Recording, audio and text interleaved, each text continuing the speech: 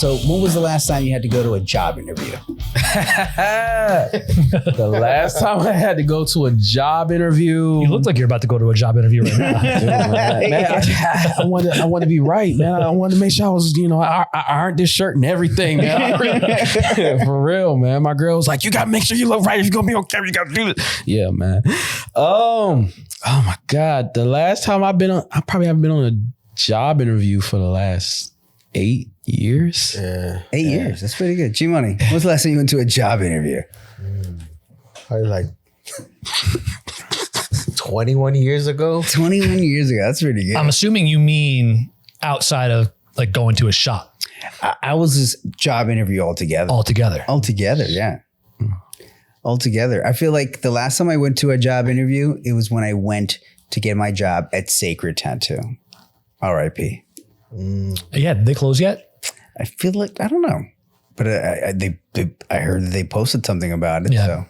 So, Oh man, I thought you meant like a job interview where I have to submit like Like a resume? a paper resume and be like, I did. So for my job interview at Sacred, I still had a paper resume with my portfolio. Oh snap. Yeah. I was like, this is where I've been and this is what I do. What? Yeah. Because at the moment in time, right, I went from, Sacred was like this custom shop, with like reputation and everything. And I had just worked at like street shops. And I was like, I don't know what to expect. And every job I've ever gotten to, I came in with a resume. So I'm going to just write one down and make it. And at that point in time, I think I've been tattooing for like maybe 6 years, maybe a little less. The last job interview I went on was to work with you guys here. Shit. Look at that. So that was 10 years ago. And that was 10 years ago. And it was more of like, oh, let's meet you. Yeah. Yeah. That's what I was going to say. I was like, I thought, it was like a meet and greet and then we'll try it out for a little while, see how Not every tat job is like that though. Cause true. Cause like, we know the I'm just saying my experience was more like that. I feel like once you reach a certain point in your career, I feel like that's probably how it's going to go. Yeah. But earlier on when you're just like, it's not much different than going to get your apprenticeship when you're trying to find a tat job. You just go to a place and you're like, hey, I'm looking for work. This is my portfolio. This is what I kind of do. And you know what the ultimate goal is? To be able to just go to a shop and they'll be like, yeah, cool, man. You can work whenever you want. You don't got to give like a portfolio, no interview, no nothing. Like they already know you. Yeah. That's it. It takes work to get there. Yeah. And that takes a lot of work to get there, to get to that point. So how different is like getting a tat job from like a regular job, like interview? Like, is it like a difference? Like what you would say? It's probably more casual. It's more casual. I feel like it can be more casual. And it also depends on the shop that you're going to. Yeah. And I think it depends too on like what you have to offer that shop. Like, I feel like if you're a incredible tattooer like these guys, and they come into your shop and they're like, hey man, I'm looking for a place to do some sick tats. You got time? You got space? It's going to be a different story than if you're like, hey man, I've been kind of tattooing back in my house. I've done some tats with some friends. They look pretty good. I'm starting to get some clients and they're looking for a place to get to tattoo. That's going to be a different conversation. Yeah. Oh yeah.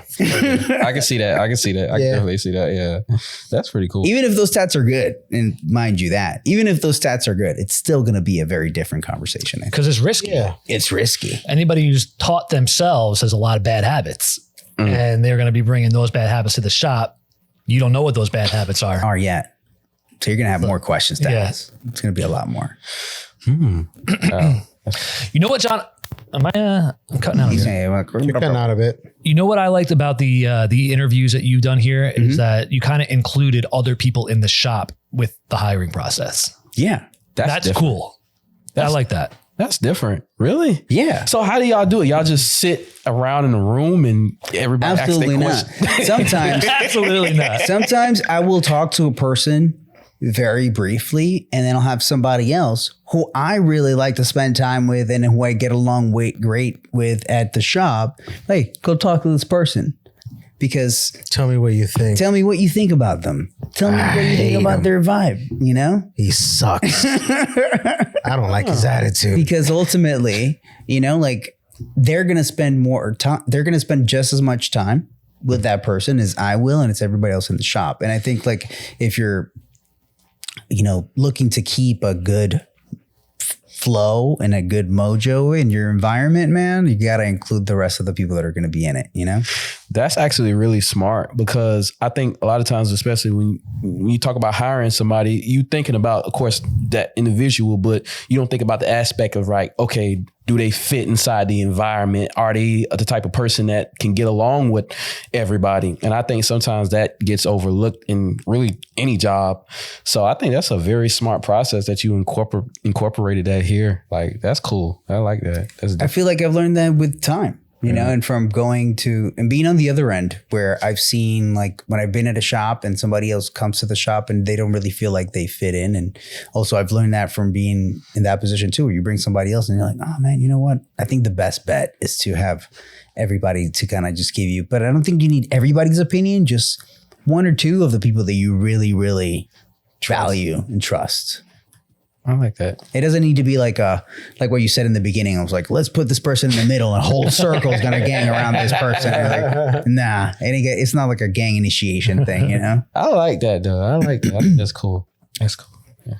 Rod, so introduce yourself to people and know your name. Yeah. Where are you from? How long you been tattooing? And what kind of tattoos you do? Well, my name is Roderrick Davis. I am from Brunswick, Georgia. I currently tattoo at 912 Inc. I've been tattooing for 5 years now, and I absolutely love it. It is absolutely dope. Nice, man. Awesome. Yeah. You got some nice stuff. 5 years in, bro. It looks good. Oh my God. I'm, you know, the craziest thing about it is like, I'm currently like on this path of like, I don't know if every artist goes through this. Maybe y'all could tell me, but I'm in this path where I feel like everything that I do could always like be better. So it's like, I feel good, but internally in the back of my mind, like, yeah, but you could have did this, and you could have did that. So like, I think it's constructive in a way, because each tattoo I do, I try to approach it differently, but I'm also trying to, I guess, battle the negative aspect of it, as well as like not letting it get to me too much where I'm like devaluing like my work. It's a weird spot to be in. I think like that's the healthiest thing you could do. Yeah. And fucking, you know, don't devalue yourself to others, but within yourself, yeah, fucking go ham on your shit, dude. Like fucking break it down. Nobody needs to give you a pat on the back, bro. Especially not you, because your client's going to tell you, I love it. Their friends are going to tell you, I love it. The people at the shop are going to be like, yo, that's sick. Everybody's going to tell you all that shit. So only one person needs to go, damn, that could have been better. And that's you. Like, straight up. So when do you think that like it becomes like unhealthy? Like from your, like, it becomes only unhealthy the day that you don't want to do better. Well, no, I think there's like an extreme part to that too, though. If you're constantly like, think of it like a personality disorder, like an anorexic girl, like she might be totally normal, but in her mind, she's like, oh man, I'm too fat. I got to starve myself. Right. And then that becomes unhealthy because she's going to the way extreme. I think that could also come to the point where like your work could be totally fine. Yeah. It could always be improved upon. But if you're beating yourself up way too much for it, and like it becomes a bigger issue in maybe like your relationships with your girl, your friends, and like they're consuming your life. Yeah, like that could be very unhealthy. If you're like, no, I can't hang out. I got to draw this. No, it's our anniversary. No, I got to draw this. Yeah.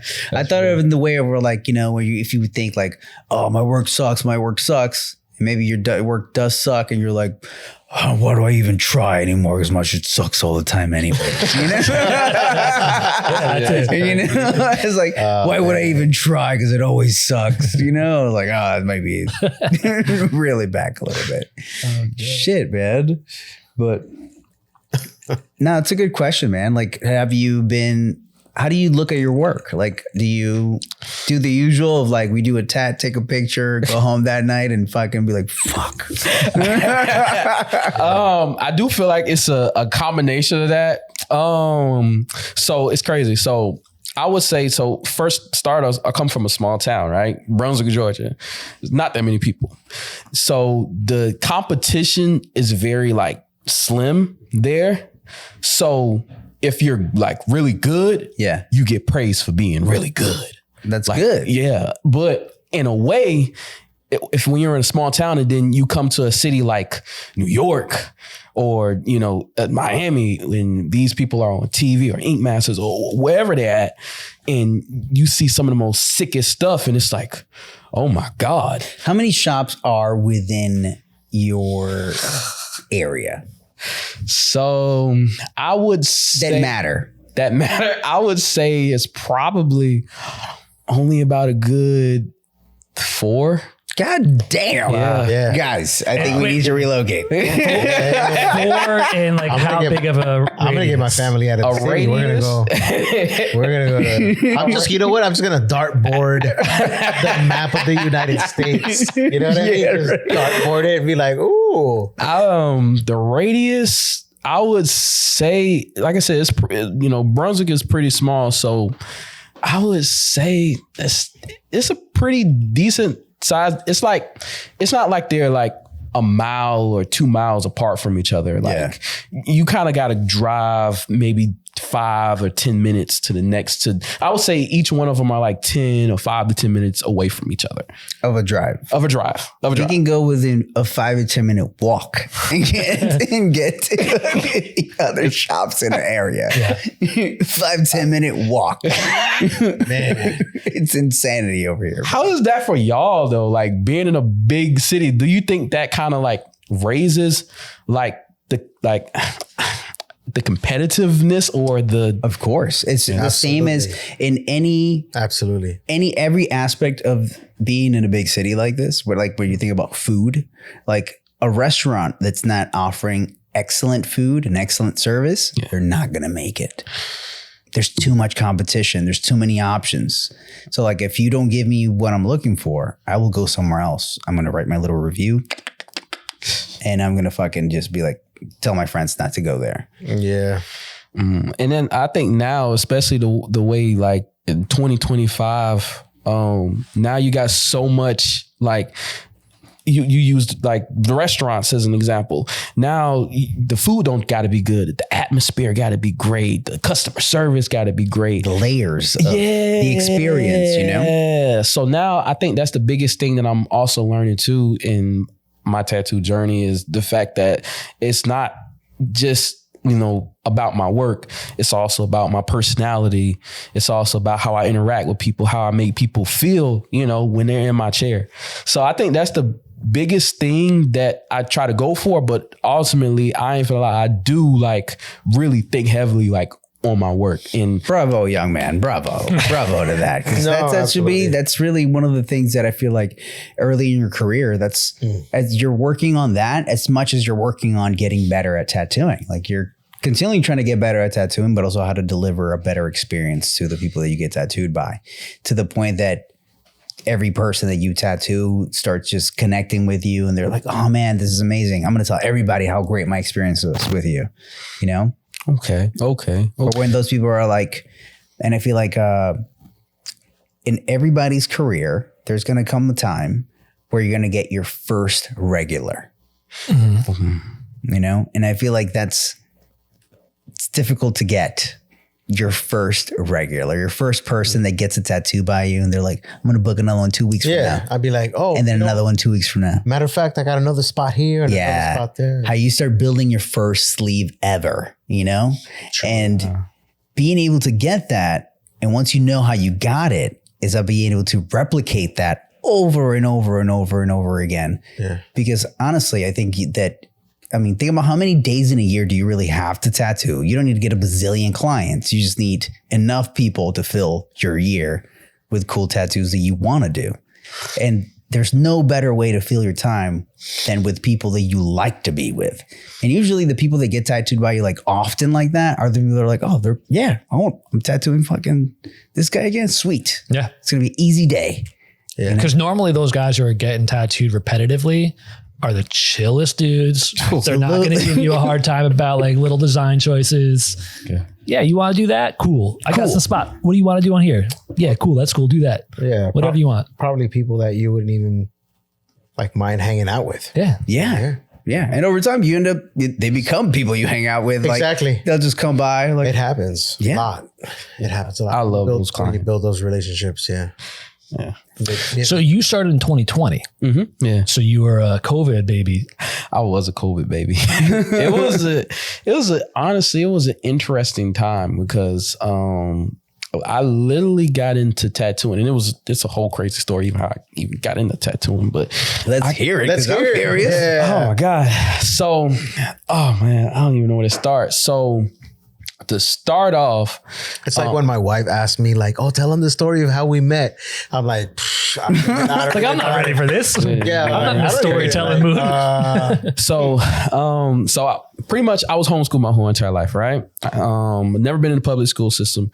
Didn't know nobody, right? Damn. Yeah, didn't know nobody.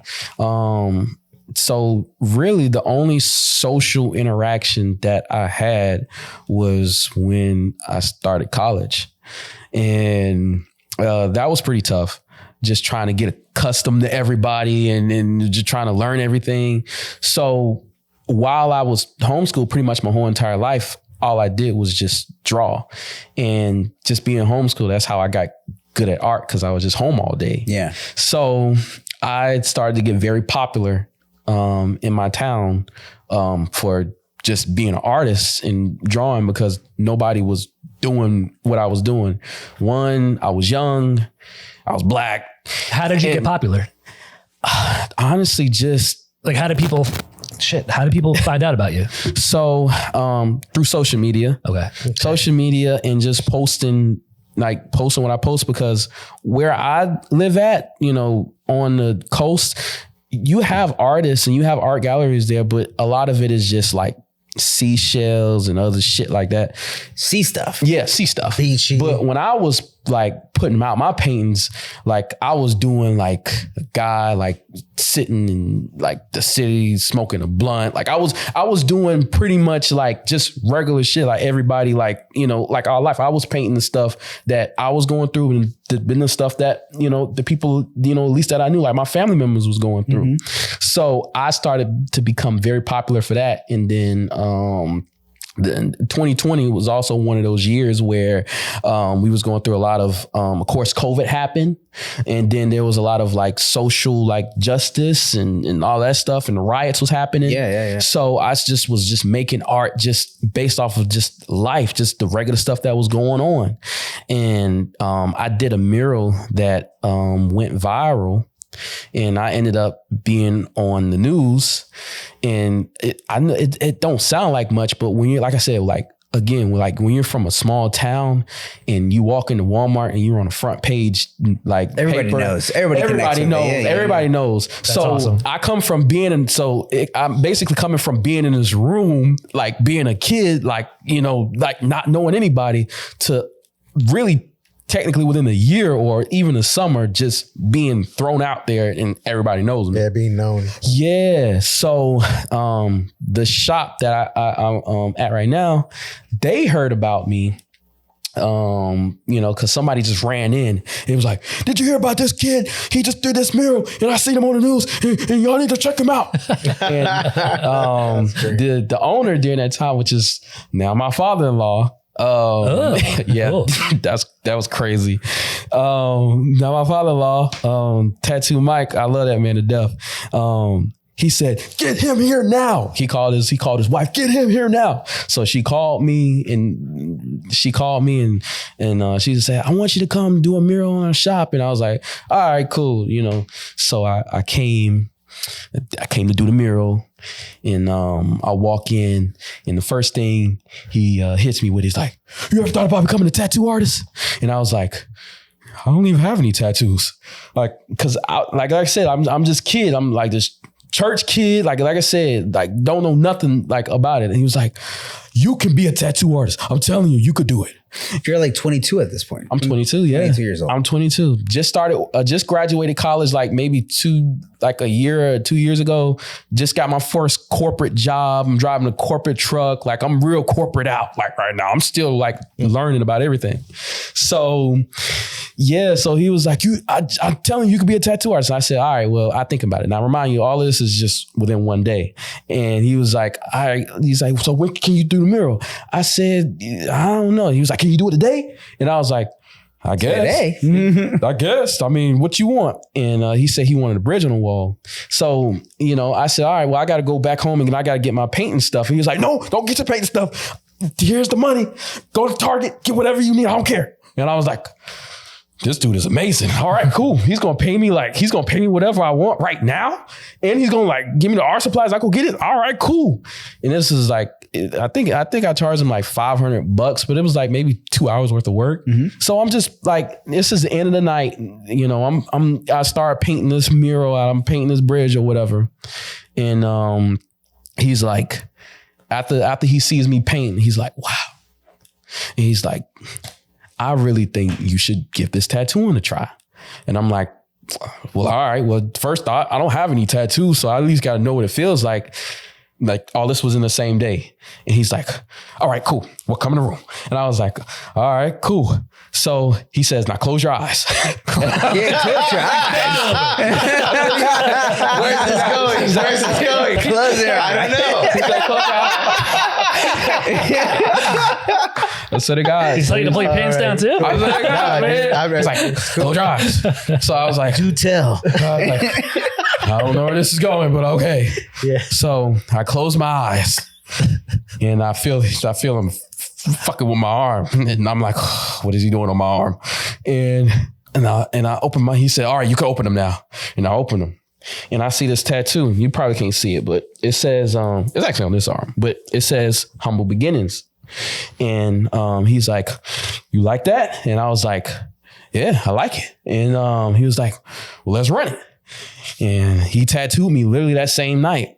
And honestly, when I got that tattoo, it felt like an initiation into a whole new world that I never knew before. And he was like, okay, all right, I did your tattoo. He was like, yeah, he said, now it's your turn. I was like, what? He said, you're gonna tattaoo me today? And you did your first tattoo that day? Yeah, he was like, hey, he believed in you. I swear to God. Yo, like he was like, okay, I'm about to put on some pigskin. He passed me a tattoo gun.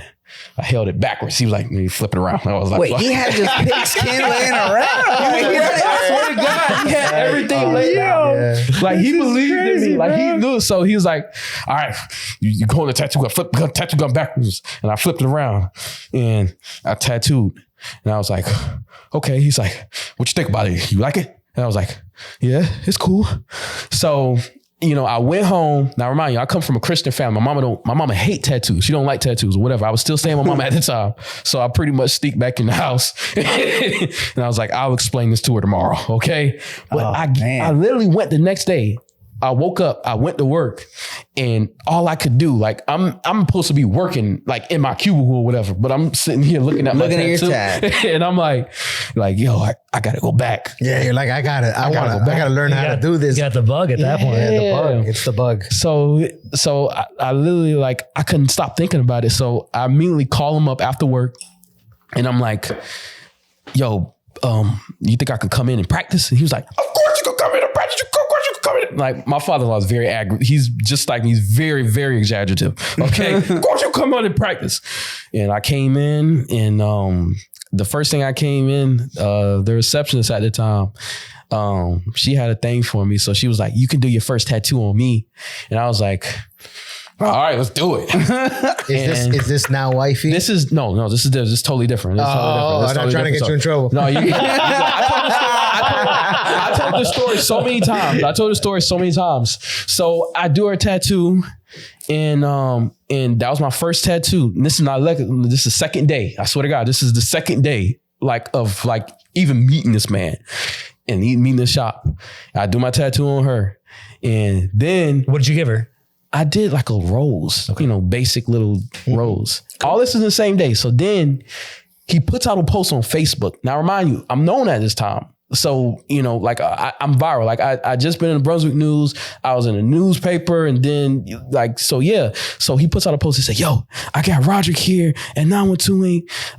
He was jumping on that opportunity. The first two people to pull up. Smart guy. The first two people to pull up right Smart now. guy. I don't blame him. And he's also helping you out at the same time. He is. He's the first two people to pull up, get a free tattoo. First two people pull up, free tattoo. Roderrick Davis is his first tattoo. He's doing his second tattoo. You pull up. And the two girls that pulled up just happened to be like people that I know and people that, that I knew me. And I tattooed them. And then honestly, the rest was history. Just kept rolling. I just kept rolling. Congrats, man. That's awesome. It was weird. But it's so cool. But it's weird because it's like, I always hear about everybody else's like apprentice stories. And of course I went after that. I was considered an apprentice, but like, I kind of like really kind of jumped in and it was kind of tattooing found you. It wasn't like you were like, oh, I want to be a tattoo artist. Tattooing just found you. And it was like, hey, you're going to be a tattoo artist. Yeah, it's a lot different. It's different for everybody. It's a different walk, Wow. My experience was similar to yours. I was like, really? I like tattoos. I wanted to get tattoos. And I started getting tattoos and I became friends with the tattoo artist. And the tattooer was like, man, why don't you come do some tattoos? And I was like, bro, nah. And then it kind of just stayed in the back of my head. I was like, man, maybe that could be cool. Really? And I was like, you know what? can I just come and check it out and see what it's, I was like, I'll dip my toe. And then I was like, yeah, that's what I really want to do. Really? So it just kind of just found you in that way. Right. It wasn't like I was looking for it.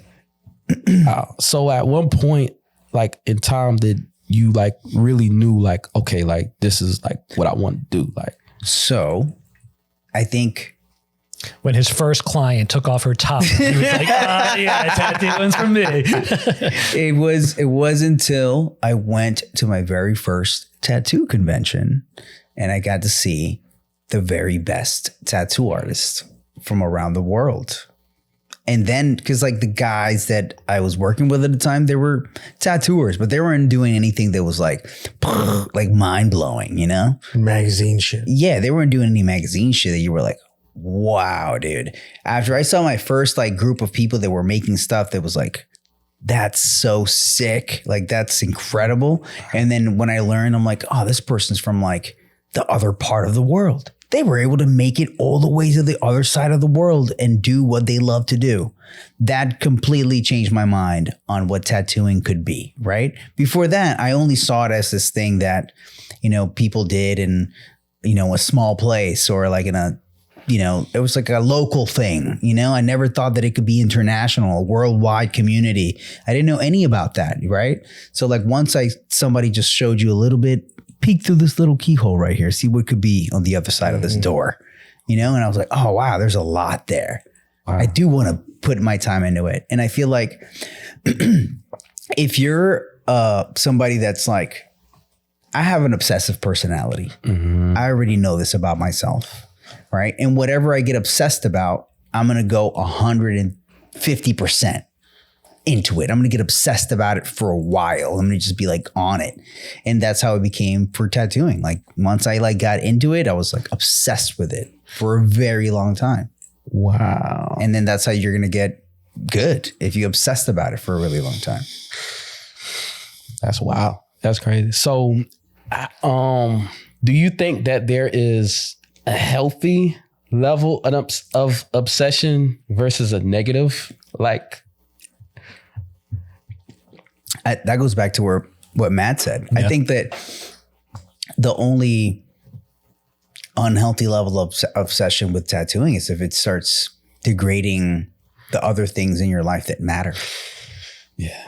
Like your relationship with your family, your kids, or with yourself. Like, you look like shit. You're not taking care of yourself anymore. And you're just, yeah. It's like, bro, go take a shower, bro. It's like, hermit status. Right. If you become that like hermit tattooer, the only things about like, all I do is paint and tats and I don't think about, I dropped my phone. Okay. And I don't think about anything else. And I feel like that's an unhealthy thing. You should make sure that your life is well balanced. I worked with a guy. He had a lot of things going on with him, but he was the kind of guy like you're saying, oh, bro, take a shower. He would be so into his tattooing for like 3 days straight. He'd come in with the same shirt on, the same stencil smear on his face. Like every day his hair's getting a little bit more wild. Like, yeah, it's like, bro, calm down. Yeah. And then that goes back to what you were saying earlier of like, that person's forgetting about the full aspect of being a good tattoo artist. Like maybe he does good tats, but you think somebody wants to be around a fucking stinky looking fucking dude? Like, you know, like, no, absolutely not. He's forgetting about other parts of the job that is other than just like, oh, I did a sick tat, but I had to hold my breath the whole time because that guy stank, bro. Like it's like, that sucks. Bro, I love what you just said. I think now I'm growing more into that, and craziest thing, and honestly, it took my girl to help me realize, because it got to the point where I was so fixated on just trying to like to be, I guess, I don't know, the best, and it started to take over my life. Like I'm leaving the shop at 2 or 3 o'clock in the morning, then coming back at 12, and I'm barely getting to sleep. I'm barely getting the time to actually spend with her, and then I'm barely calling my mom and my family. And she was like, man, you really need to find balance. And even my father, he had to tell me the same thing. Like, man, like this is like you gotta like, you gotta like you can still have a successful career and still be successful at all areas of your life, because having that balance is going to keep you from burning out. Absolutely. Yeah. If you look at the most successful people in the world, I feel like the things that they do the best is manage their time. Yeah. That's what the most successful people do. You're like, how the fuck does this person manage like 10 companies? And like, they just know how to manage their time better than anybody else. You know what I believe a lot of it has to do with is being able to set boundaries. Yes. Knowing when to tell people no. Quickly. Yeah. You'd be like, oh, this is a no. Knowing how to tell yourself like, oh man, this is a really good opportunity, but I'm going to have to turn it down. I got other priorities. Yeah. Ooh, I got a good question. So do you think, you know, because of course all of us are artists. Do you think that it's a little harder just coming from that artist background, which a lot of artists don't necessarily like structure. We like to be able to kind of do our own thing. Do you think it's a little bit more harder? Do you think it's something that you have to kind of develop along the way? I think it's something you always have to be aware of. You have to be aware of. And I think it changes over time. You know, I think like, do you have any kids? I don't. You don't have any kids, right? So like, you're married.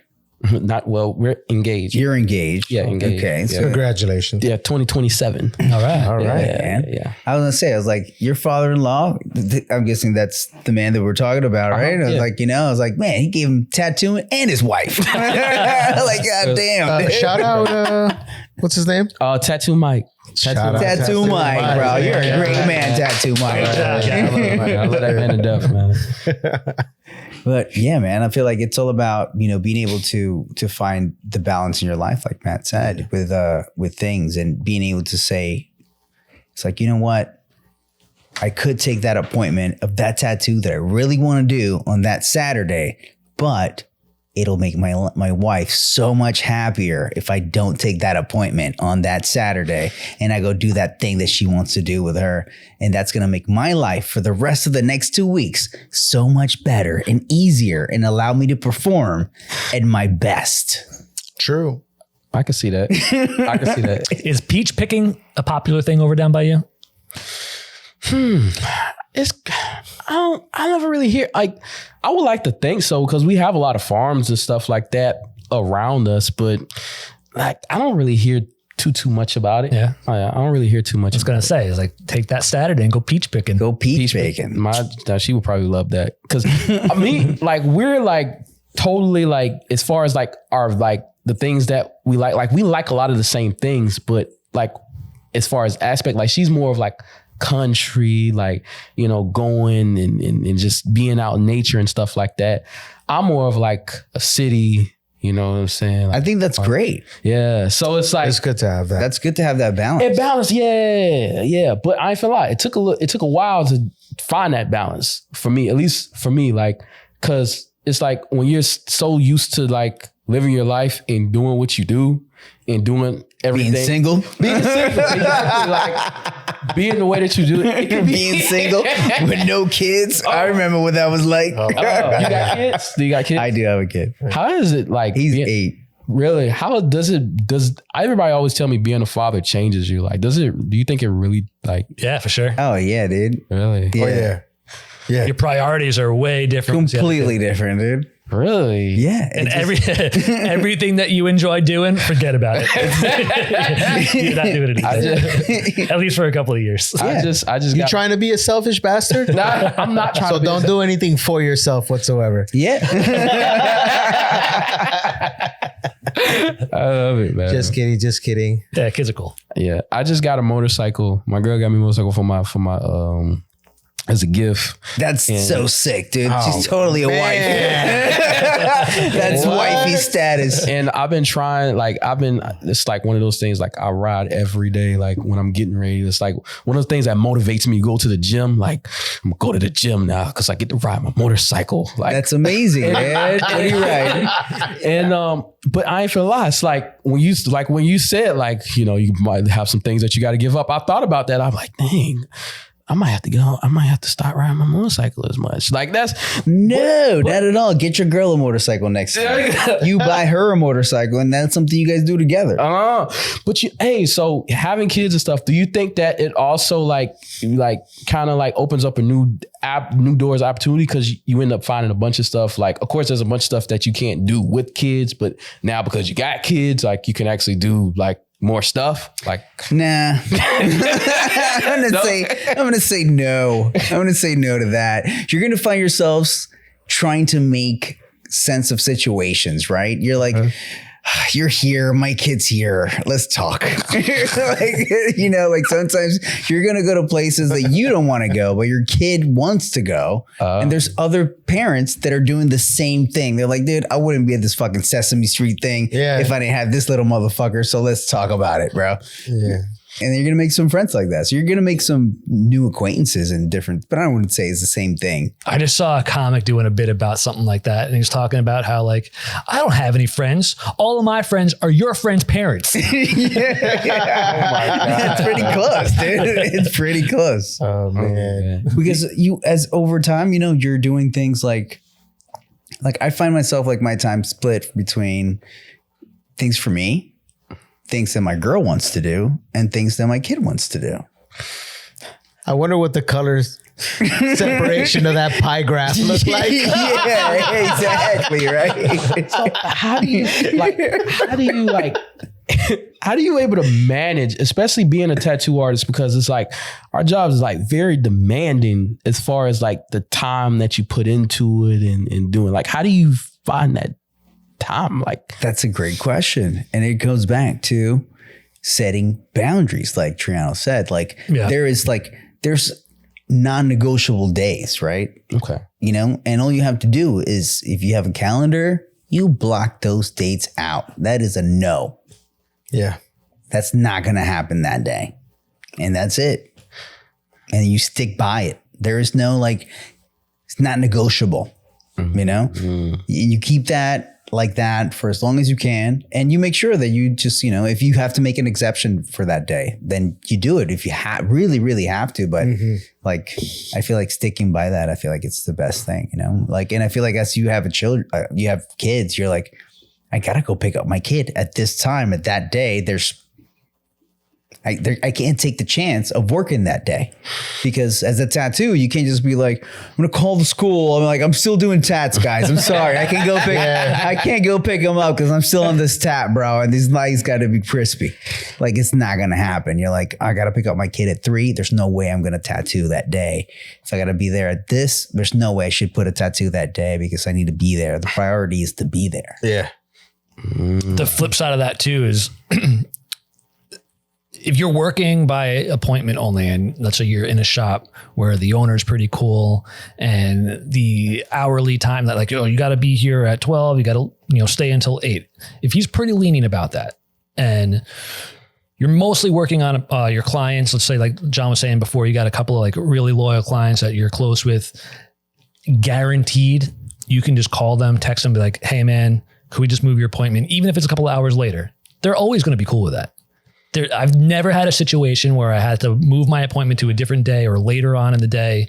And they're like, oh man, what the hell, dude? No, this is my time. This is what's supposed to be here. It's like, no, they're always cool with it. They're always going to accommodate you. And that's what's awesome about being a tattoo artist, that the hours and the days are so flexible. Yeah. You're just basically, you're your own boss. You just make your own schedule. Dude, this is fucked up. They use this, but early on in my career, dude, when I was like running late for an appointment, I'd be like, dude, I'm not going over there to do heart surgery. like, dude, you're not going to lose your life. You're not going to lose your life, my boy.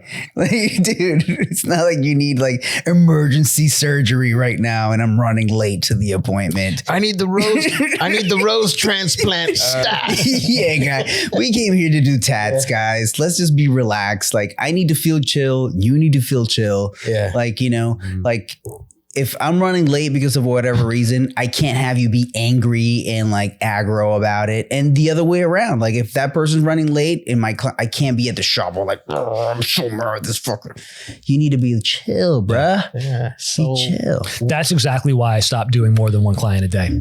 Because your second one is going to be like your second. If for whatever reason your first appointment's running late, now you're going to run into the time slot of your second appointment. Then that guy's going to get pissed by association, right? Yeah. Like there was not his fault, but they're going to be mad. And you're going to be with anxiety the whole time. Trying to rush the first guy to make sure that the second guy's happy. Oh, it's the worst. No one's happy at the end of that day. So yeah, that's why I only do one tattoo a day now, regardless of the size of it. Even if it's only like an hour-long appointment, it's the only one I'll do. Right. Unless I know for sure that there's like enough clearance in between the two. I already started this. Yeah. I have to just finish something. And it should be like, there's no second guessing things. It's just, I just got to finish that section. I can put somebody else after that. Yep. Only way I'm going to do it. And I'll spread them apart. Like I would, if I know in back of my mind that the first appointment is going to take 3 hours from 12 to 3, I wouldn't book my next one at 3:30, 4 o'clock, no. 6 o'clock, 7 o'clock. Like give me some leeway. Breathing time. That's smart. Yeah. That's smart. And all honestly, I think that's one of my struggles as well. Cause I do have a large clientele and I'm currently in a process of like trying to cut back as far as the amount of tattoos that I do within one day. And I noticed the more like I just focus on, okay, I'm not going to do no more than 2. Maybe if they're small, 3. I feel I'm a lot more at ease. Like I get done, I can go run and grab me some more Starbucks. I can take me a walk or whatever. Versus having like, oh, he's in the lobby. I gotta get to it. Yeah. It's a difference of being like just an artist. You're relaxing. You're doing your thing. You're doing create art.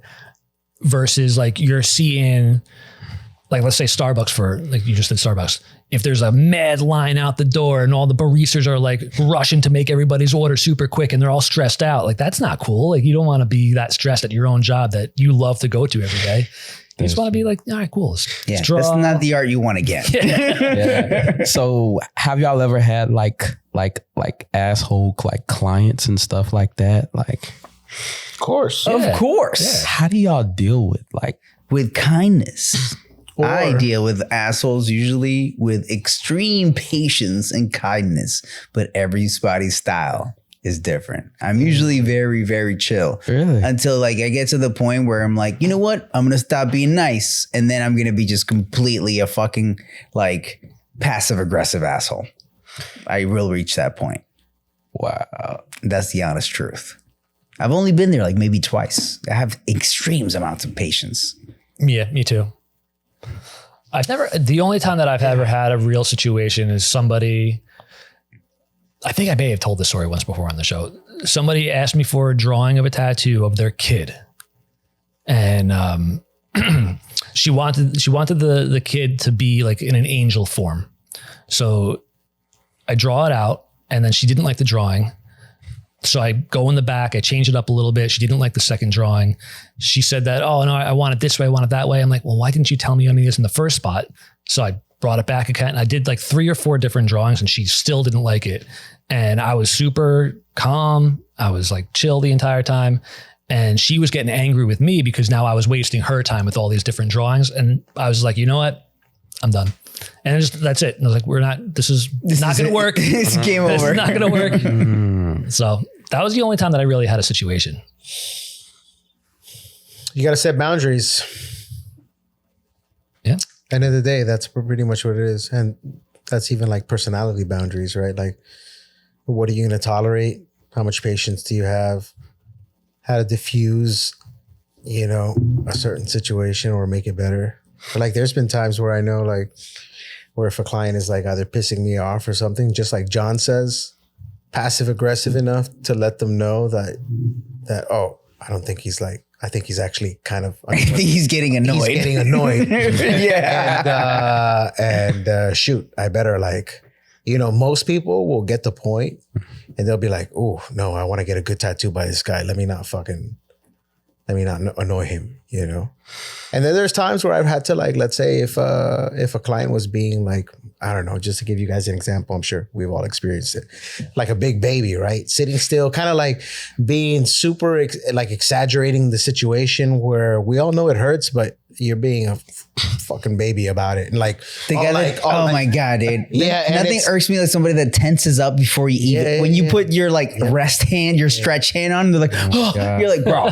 Yeah. So in those situations, a little like quick, like, hey man, like man up. Yeah. Or like a moment where you look at them and you're like, you stop your machine and you're like, it's not that serious. Come on. Yeah. And then just cold, dead stare. There is no trying to sympathize or like, oh, let me. Yeah, we've reached the end. Yeah, it's more like welcome to the club. You're an adult. Yeah, you know what I mean. Like I'm gonna be super cool with you, but the moment you're like that, I'm like, well, welcome to the club. This is what it feels like. Yeah. So have you ever had a situation where you had to stop because they were so like, ugh. Yeah. And I stop and I'm like, show's over. And you know what? They'll be like, okay. And it'll be a huge difference. But you have to call it out though, because if you don't call it out, they think that you can just work around anything. That's fine. And you can work around anything. Even if they're like levitating and vibrating at the same time, that you'll be able to give them a clean tattoo. And that's just not this. It takes 2 to tango. So yeah, man. Aren't they embarrassed? Like, how are you not embarrassed to be a grown ass man acting that way in a shop with other grown ass men? Man or woman, because I've seen both of them act the same way. There's a level of like, hey, you signed up for this. Just fucking do it. Yeah. I don't care how hard it is. Yeah. Look at everybody else in this room getting tattooed. Exactly. I'm like, look, you see that guy over there? He's reading a book. You're like,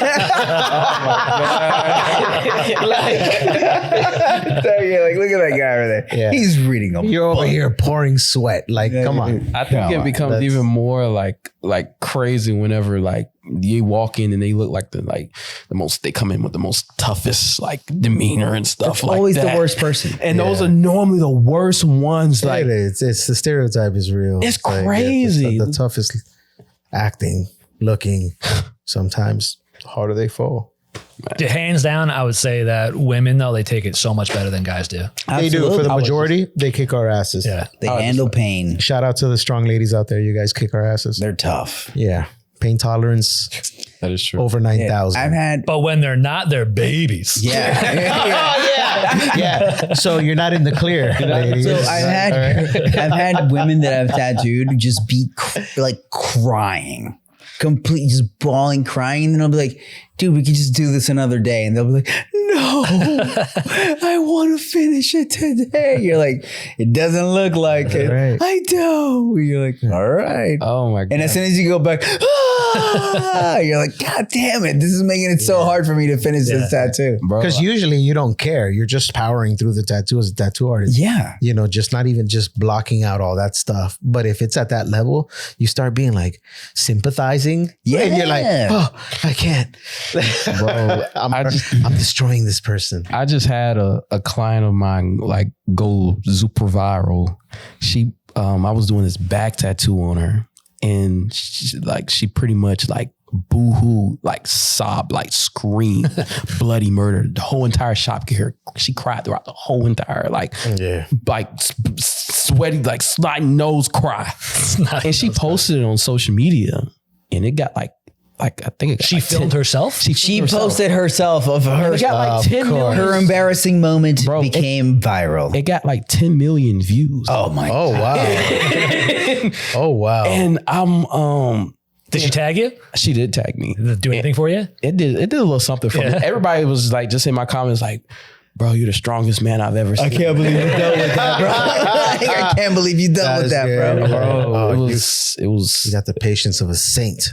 that's what they said. But it's like, yeah, I would say that was probably the most craziest story like I've experienced. Of course I had my occasional like people that couldn't sit, and I ended up just cutting their tattoo short, and I was like, man, I can't do this. I can't do this. And then they get mad. Man, come on, man. What you mean? You're not gonna finish, man. I'm gonna sit through, man. I've had those, and those are annoying. I don't get them as much now. Good. I don't get them as much now than I did before. But over the years, I feel like as a tattooer, like your clientele should get better and better. And like, you know, most of the time then people come with like realistic expectations. You know, they see like a giant sleeve that you've done. They're like, that probably was hard and that probably took some goddamn time and I better get ready for it, you know? Mm-hmm. And I'll tell you one thing, I've gotten better about like somebody wants to get a rib tattoo and it's a big one. I'm telling them this is going to suck from the consultation, from the day that they show up, right before I start. I'm going to just keep pushing like fear until it starts. And I'm like, all right, this does suck, but it's not as bad as you said. Yeah. That's what I want. Right. Yeah. You gotta convince them that, you know, they might die. Yeah. Yeah, dude. I don't know if you're going to make this, bud. They'll be like, oh, okay. You know what? I can read a book through this. For sure. I feel like it's better though. It's better to get like over. Yeah. Like you prepare yourself mentally for the worst. And then when it's not the worst, you're like, all right, it's okay. But if you're like, oh no, you're going to be all right. And it's going to be okay. And yeah, it hurts a little. And you underplay. And then they're going to be like, what the fuck? This motherfucker lied to me. I feel like if you lied to them and it doesn't hurt as bad, I feel like it's way better than if you lied to them and it hurts way worse than you said. Absolutely. Yeah. It's so backstabbing. I like that. I like that. I'll never trust him again. I'll never trust this guy, dude. For sure, bro. Yeah. Man.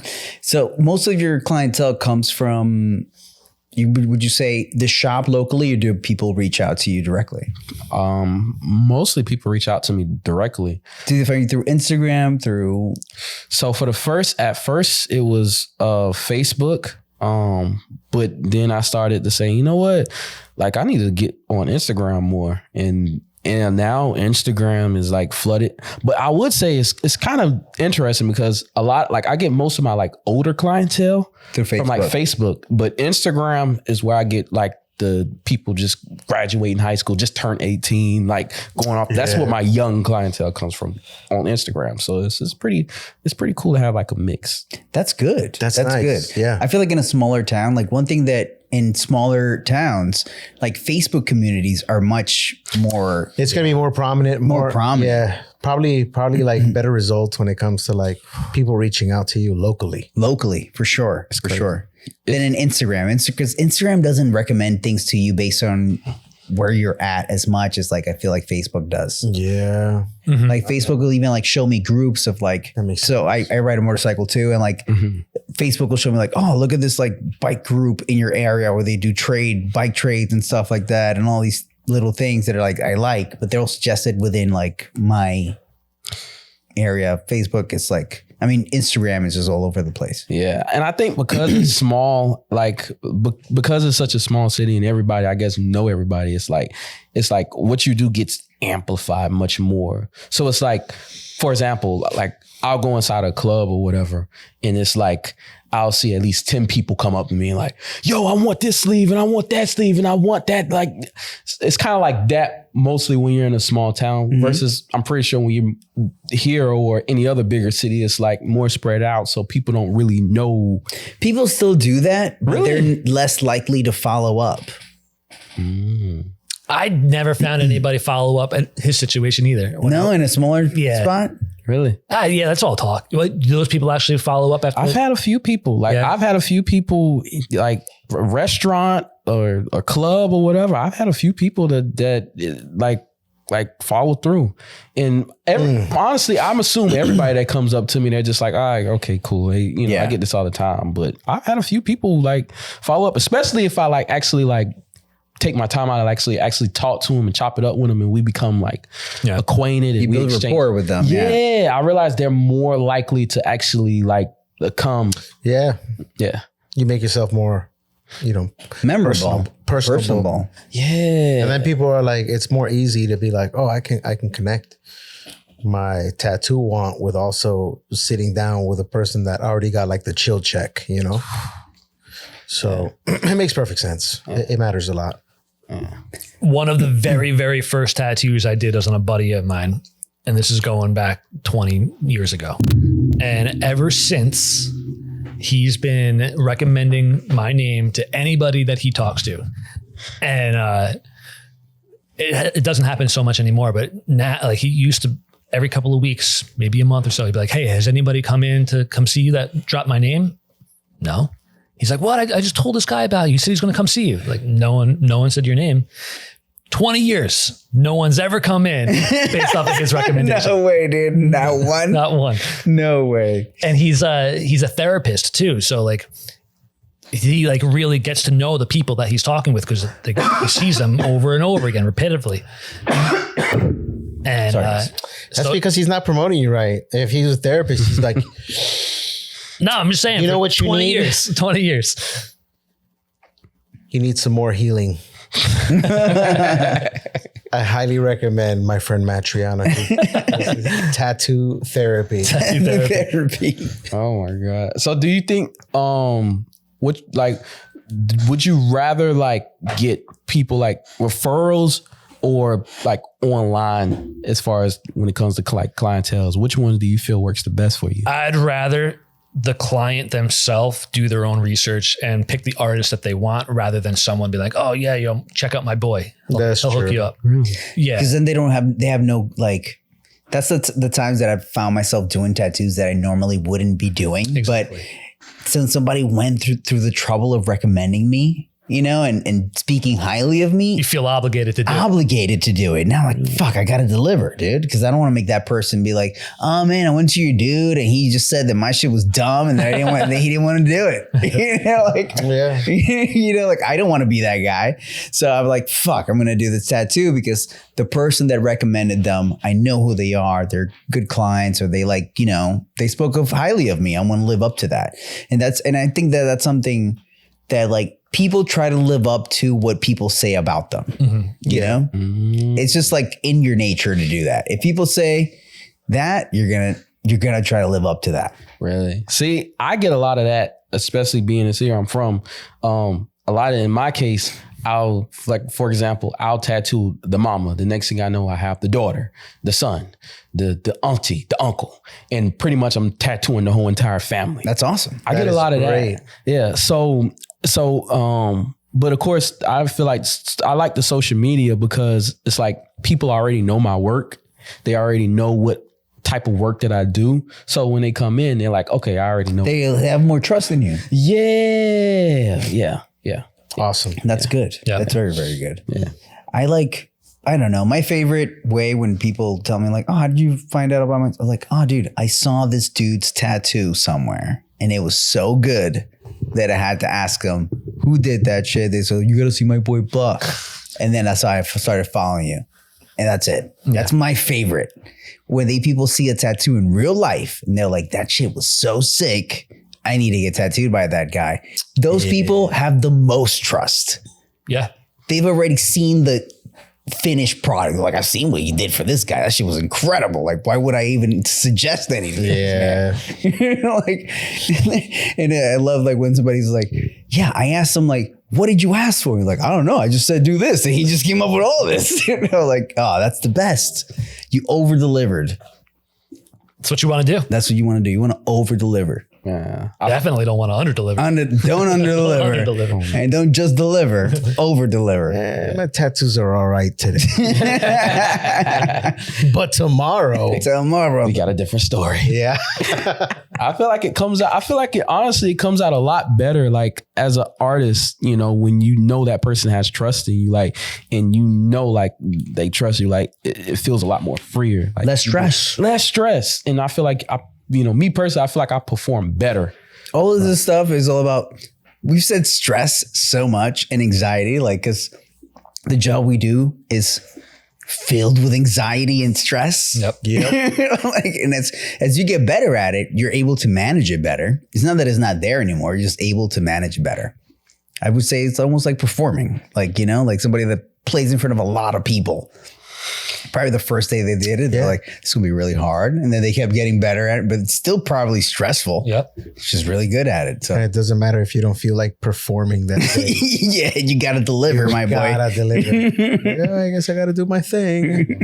You become less stressed out when you know that there's still a very good chance that you're going to fuck up, but you're confident in your ability to be able to fix the mistake.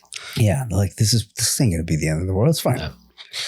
It's like when you ever see they can cough and move. Like, I'll clean up that line, baby. You ever see the video of Stevie Ray Vaughan? He's playing on stage. He's doing this crazy solo, and mid solo, one of his guitar strings break. Oh shit! No, and he just keeps going along. He shifts his position on his guitar. Now he's doing the same solo, missing a string, but he's like, no one knows because he's like that good. He's like, I fucked something up. My guitar's broken, but I'm just gonna keep wailing, play the same solo, just in a different position on the neck. No, fucking badass. Wow. Hell yeah. That's what I feel like when I'm like shading something with a mag and then I hit the needle and and I bend the needles out like that. And I'm like, well, I mean, it's packing better now. Give me that good scoop, baby. I love it. Oh man. Damn, bro. It's been a great conversation, bro. Talking to you, man. Yeah. Man, thank you, man. Like I said, I'm a fan. Like I said, I'm a huge fan of you guys. It's like it's crazy like being here because I literally like for like even like when I'm tattooing certain people, like of course you always have those people that they just want to let's put their headphones on, not talking, just of course. And normally those times, most of the times, I literally have my AirPod in and I'm literally listening to y'all like podcasts and stuff. So it's honestly like a blessing just to actually be here. One, being one of my favorite cities, New York, and then be among like you guys, man. You guys are amazing. Thank you, man. Thanks for coming. Appreciate that, brother. Thanks for the kind words. Thanks for making the trip too. That's pretty incredible. Yeah. Oh, I had to. I missed my flight.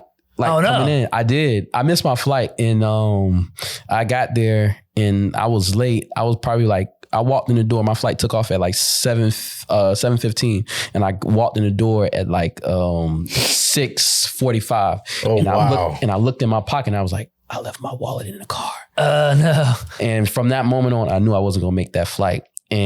But I was determined. I said, I don't care how many, rather I got to book another $200, $300 or $400 flight. I'm being on this podcast. But thankfully the girl, she was cool. And she was like, cause I even told her, like, I gotta get to New York. I got this podcast. I gotta be on this podcast. She's like, she booked it for me for free. Oh, shit. She even gave me a follow. She even gave me a follow. Yeah. She said she was going to check it out. That's awesome, man. That's awesome. Really cool. Yeah, man. So I want to ask you two last things. Yeah. So the first one is, what's a piece of advice that you would give a tattoo artist that is not a tattoo artist yet. Somebody that is young, like you were 2020, still completely not even a tattoo yet, you know? Like, what would you say to that person? Enjoy the ride, because it's going to be a hell of a ride. I think the biggest thing for me that I learned in my journey was trusting the process, trusting that if, you know, of course I got the talent, I got the natural talent, but that it's not going to be an overnight thing.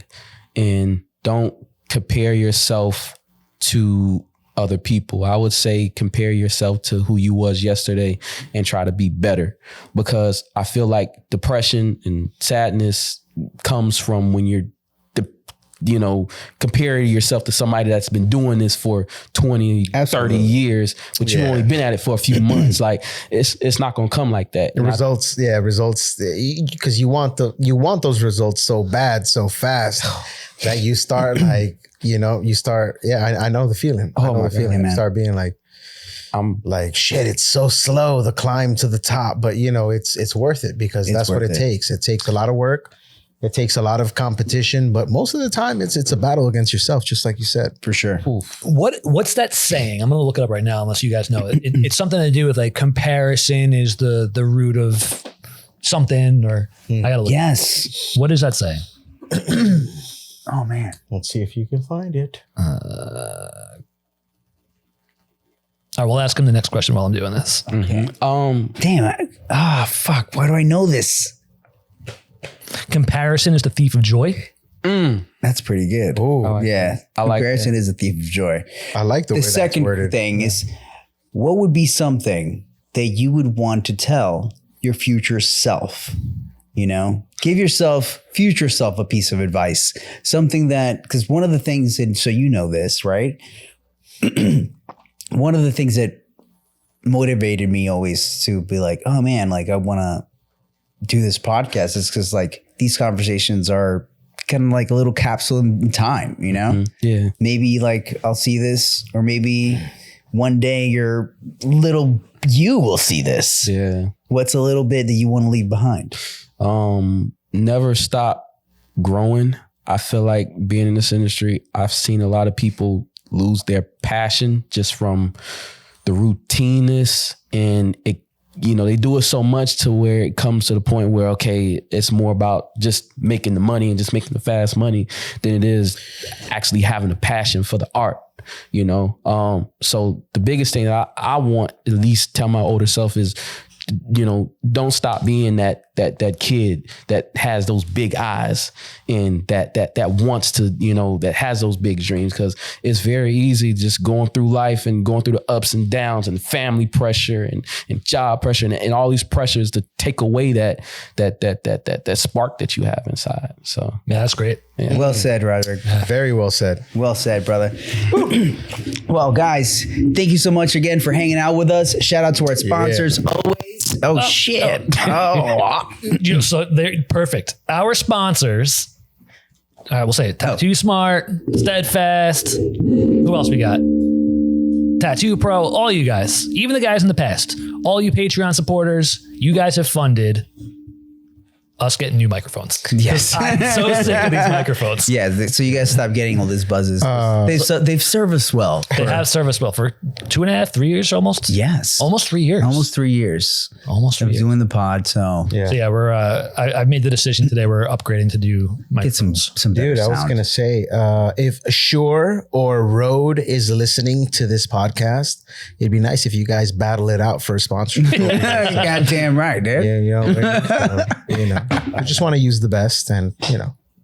And guys, if you love the podcast, make sure that you are subscribing. I looked at our recent video and we saw that maybe it was about 60% of people that watched the video were not subscribing to the video or not subscribed to the podcast. Guys. So come on. Yeah. Just go in there, hit that button and subscribe to the podcast. It really helps get our content out to more people and helps keep us growing.